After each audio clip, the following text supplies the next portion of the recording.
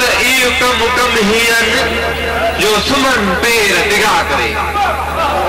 ई कम हियन जो सुमन पेर दिगा करे। लोचिन कीन लतीफ चे आरी खे होतन निंदा निभा गन के ओभा लाता चल से पुनु कोए पसंद जेके संजे रन सुनी। हीर हमारे सामू हैदराबादी मशहूर फनकारा उस्ताद बुखारी चवा त छोरी छाती शानिया सावन में सामानिया। छोरी छाती शानिया सावन में सामानिया। गोठ सजो आ झाड़ दिया। गोठ सजो आ झाड़ दिया। अख सदस खाफानी।